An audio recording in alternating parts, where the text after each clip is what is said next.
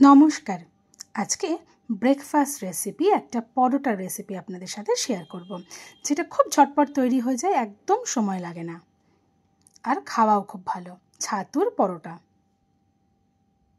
ভেতরটা আমি দেখিয়ে দিলাম। তো প্রথমে এর জন্য নিয়ে নিতে হবে ছাতু। এখানে মোটামুটি আমি 4 বড় চামচের ছাতু নিয়েছি। যেই পরিমাণ বানাতে হবে সেই হিসাবে ছাতুটা কম বেশি করে নিতে হবে।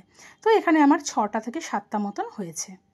এর মধ্যে দিয়ে দেবো একটা বেশ বড় সাইজের পেঁয়াজকে এরকম লম্বা লম্বা পাতলা পাতলা করে কেটে, আর ঝালের জন্য একটু কাঁচা লঙ্কা দিয়েছি। বাচ্চারা যদি ঝাল না খায় তো কাঁচা লঙ্কা নাও দিতে পারেন।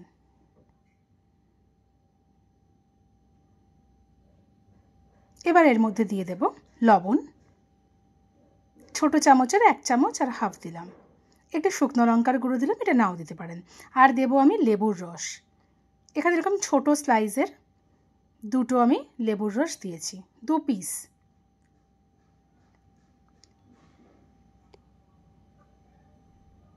তো ব্যাস এরকম দিয়ে দিলাম। এবার আচারের তেল, ঘরে বানানো আচারের তেল, যেটা হচ্ছে আম দিয়ে আর মিক্সড আরও কিছু সবজি দিয়ে বানানো হয়েছে, সেটা আমি 2 চামচ মতন দিয়ে দিলাম। এটা কিন্তু দিলে খুব ভালো হয়। যদি একান্তই না থাকে আপনারা সর্ষের তেল দিতে পারেন, তবে কাঁচা দেবেন না, একটুখানি গরম করে দেবেন। তো ব্যাস এটা দিয়ে এবার ভালো করে পুরোটা আমি ভালো করে মিশিয়ে দেব। তো আমার রান্না কেমন লাগছে প্লিজ আপনারা কিন্তু লাইক করবেন আর আপনাদের ফিডব্যাক দেবেন, একটু কমেন্টস করবেন। তো এটা আমি এখন বানাচ্ছি না, একটু ঢেকে সাইডে রেখে দিলাম। এবার আমি আটাটা মেখে নেব। তো আমি আটা দিয়েই বানাচ্ছি। তো আটা আমি দিয়ে দিলাম 2 ছোট বাটি মতন। এবার দিয়ে দেবো আমি লবণ, আর দেবো আমি জোয়ান। হাতের মধ্যে একটু ঘষে দিচ্ছি, তাহলে জোয়ানের ফ্লেভারটা খুব ভালো চলে আসবে। আর ছাতুর পরোটা বা যে কোনো আলুর পরোটা, এগুলো যদি জোয়ান দিয়ে মাখা হয় ভালো মতন হজমও হয়ে যায়। আর দেবো সাদা তেল, ওই 1 চামচ মতন দিলেই হবে, বড় চামচের। দিয়ে ভালো করে একটু আমি মিশিয়ে নিচ্ছি।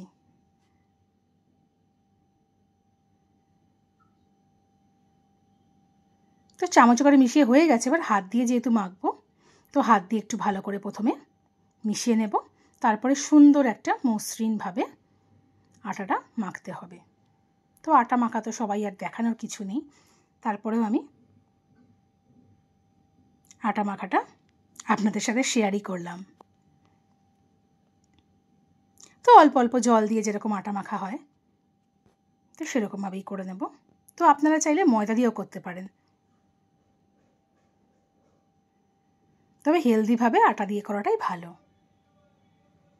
তো ভালোভাবে মসৃণভাবে করে যদি সময় থাকে একটু রেখে দিলে আরও ভালো হয়।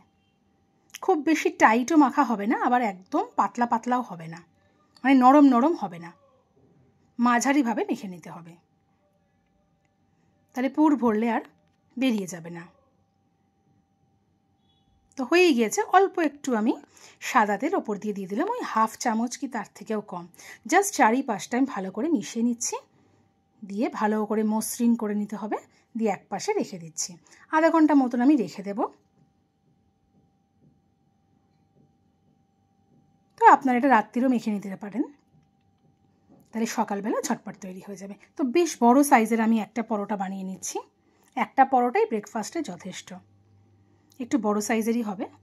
তো আমি তেল দিয়ে বেলছি না, আমি আটার গুঁড়ি দিয়েই বেলছি। তেল দিয়ে বেললে খুব একটা ভালো হয় না বেলা। এভাবে যদি আটা দিয়ে গুঁড়ি দিয়ে বেলা যায় তাহলে খুব ভালো হয়, আর বাইরে বেরিয়েও যায় না। একটু বড় করে আমি রুটির মতন করে নিয়েছি, বেলে নিয়েছি। এবার একটু বেশি করেই আমি দিয়ে দেবো এখানে ছাতুর পুরটা, যেটা আমি বানিয়ে রেখেছি। আর এইভাবে পেঁয়াজ দিয়ে করলে খুব ভালো হয়। অনেকে পেঁয়াজ ছাড়াও করেন, সেভাবে করতে পারেন, তবে একবার যদি এরকম পেঁয়াজ দিয়ে বানিয়ে আপনারা দেখতে পারেন, কিন্তু ভালো লাগে খেতে। তো সাইড দিয়ে এরকমভাবে মুড়ে দিচ্ছি, ঠিক আমি যেভাবে করছি। একটু ওপর দিয়ে আবার একটু আটা দিয়ে দিলাম, এই চারিদিক দিয়ে এরকমভাবে করে একটু এভাবে কিন্তু বেরিয়ে যাবে না। দিয়ে ভালো করে বেলে নিতে হবে। তো আমার রান্না কেমন লাগছে আপনারা কিন্তু অবশ্যই জানাবেন। আপনাদের কমেন্টসে আমি একটু নতুন নতুন রেসিপি করবার, রান্না ভাবারও ইন্টারেস্ট পাই। তো বেশ বড় করে আমি বেলে নিচ্ছি, কারণ পুরটা দেওয়া আছে আর আটাটা বেশ বড়ই আছে লেচিটা। একদম পাতলা করছি না, আবার একদম মোটা রাখলেও কিন্তু খেতে একদম ভালো লাগবে না। আমি ঠিক দেখিয়ে দিচ্ছি কতটা করছি। তো ব্যাস এরকম করলেই হবে। এবার দিকে চাটু হোক, ফ্রাইং প্যান হোক বসিয়ে দিতে হবে। একটু গরম হয়ে গিয়েছে, তো দিয়ে দিয়েছিলাম। একটা পিঠ হয়ে গিয়েছে, এবার একটা পিঠ দিয়ে দিয়েছি। খুব বেশি তেলও দেব না, আপনারা ঘিতেও করতে পারেন, আমি অল্প সাদা তেল দিয়েই করছি।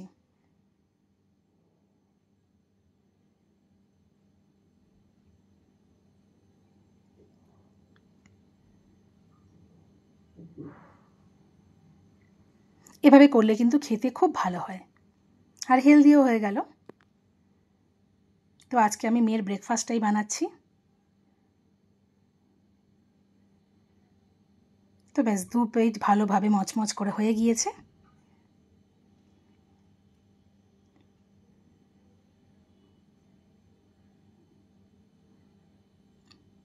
ব্যাস 2টো পিঠ ভালো মতন হয়ে গেলে আমি উঠিয়ে নেব।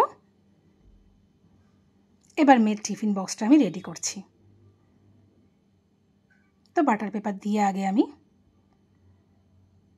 রেডি করে নিচ্ছি।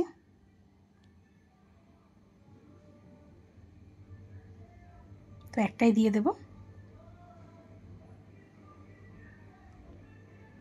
তো একটু কেটে দিচ্ছি যাতে টিফিনে বাচ্চাদের খেতেও সুবিধা হয়।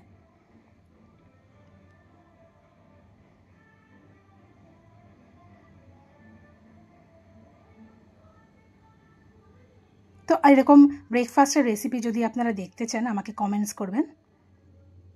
আমি আজকে প্রথমবারই এভাবে শেয়ার করছি। একটু শসার টুকরো দিয়ে দিলাম, সাথে দইও দেওয়া যায়। আজকে দই দিচ্ছি না, আজকে আমি সস দিচ্ছি। এটা কিন্তু আচার দিয়েও খেতে খুব ভালো লাগে, যে মিক্সড আচারটা হয় সেটা দিয়েও কিন্তু ছাতুর পরোটা খেতে দারুণ লাগে। টিস্যু পেপারও দিয়ে দিলাম। ব্যাস রেডি হয়ে গেল মেয়েরটা। তো ভেতরটা কীরকম হলো আমি তো দেখাতে পাচ্ছি না, তাই আমি আমার জন্য যেটা বানিয়েছিলাম সেটা আমি ছিঁড়ে আপনাদের একটু দেখিয়ে দেব। তো ব্যাস সেম এরকমভাবেই আমি করে নিয়েছি, যে ভেতরটা ঠিক এরকম হয়েছে।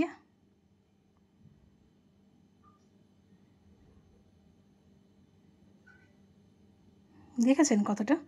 সাথে একটুখানি আমি রায়তা নিয়ে নিয়েছি, ড্রাই ফ্রুটস আর শসা। তো এই ছিল আমার আজকের ব্রেকফাস্ট। আর আপনারা যদি ফেসবুক থেকে দেখছেন তাহলে কিন্তু আপনারা পেজটাকে অবশ্যই ফলো করে দেবেন। যদি আপনারা ইউটিউব থেকে দেখছেন তাহলে কিন্তু সাবস্ক্রাইব করে দেবেন।